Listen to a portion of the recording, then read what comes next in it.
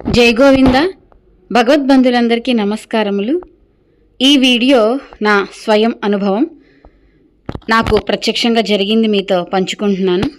నేను అన్నప్రసాద వినియోగానికి వెళ్తున్నప్పుడు ఫ్లైఓవర్ కింద ఒక నిరాశ్రయుణ్ణి చూసి అన్నప్రసాదం అయిపోగానే ఆశ్రమం నుంచి ఒక విస్తరిలో అన్నీ వడ్డించుకుని వీరికి అందించాలి, తన ఆకలి తీర్చాలి అని చెప్పి మేము తీసుకురావడం జరిగింది.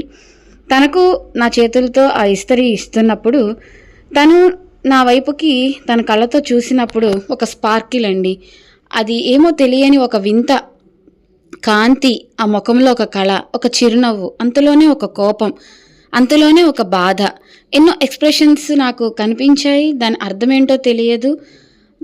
ఏంటా ఇది, ఎప్పుడు చూస్తున్నట్లు ఆ ముఖం పరిచయం, ఎవరో తెలిసిన వ్యక్తిలాగా. అదే ఆలోచనతో ఫోటోలు తీసుకున్నాం.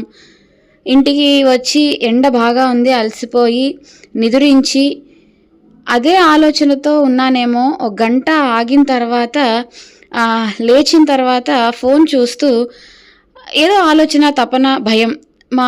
మన మధుస్వామి గారితో అంటున్నాను, మనం చేసే పనులు కరెక్టేనా, దీనివల్ల మనకు ఫలితం ఉంటుందా, ఎంతవరకు అంటే మనం ఇప్పటివరకు గోవిందనామ స్మరణంలో ఎన్నో ఒడిదొడుకులు, కష్ట నష్టాలు ఎదురు చూస్తూ ఉన్న మనుషులం, ఎన్నో ఎదుర్కొంటూ వస్తున్నాం కదా. ఎక్కడో ఒక మానవ మాత్రులం కదండి, ఇలా ఆలోచించకూడదు, అడగకూడదు, కానీ అడగడం జరిగింది. మధుస్వామి గారు మన పని మనం చేసుకుంటా పోదాం, తర్వాత భగవంతుని దయ అనుకుంటూ వెళ్ళిపోయారు.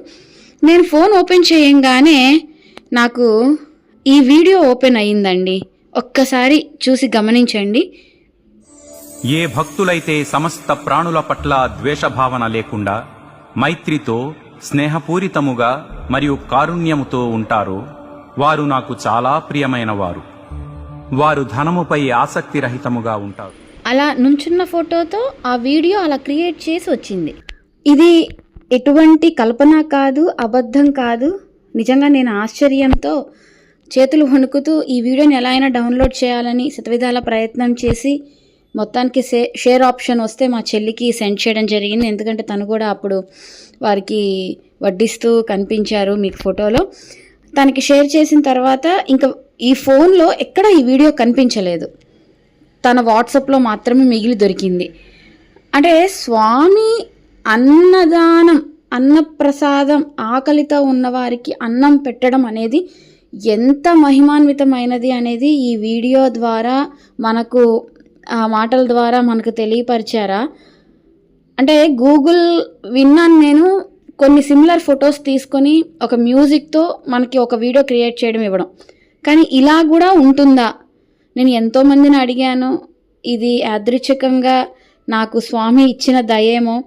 నేను ఎప్పుడు ఒకటే నమ్ముతాను, భగవద్గీత చేత పట్టిన తర్వాత కర్మణ్యే వాధికారస్తే మా ఫలేషు కదాచన మా కర్మఫల హేతుర్భు మాతే సంఘ్యోత్స్య కర్మణి అని. మనం ఎటువంటి పని చేసినా ఫలితాన్ని భగవంతునికి అర్పించి చేయాలి. అలాగే నిస్వార్థంగా ఎన్నో సేవా కార్యక్రమాలు చేస్తూ వస్తున్నాం. భగవంతుడు చూస్తాడా లేదా అని ఒక అనుమానం ఉన్నా ఇలాంటప్పుడు తీర్చేస్తాడేమో.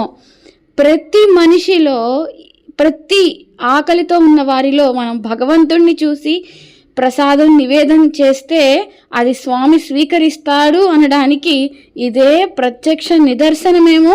మేము చేస్తున్న ఈ మానవ సేవగా, మాధవ సేవా కైంకర్యం స్వామి మెచ్చారని నేను అనుకుంటున్నాను. జై గోవింద, జై శ్రీకృష్ణ.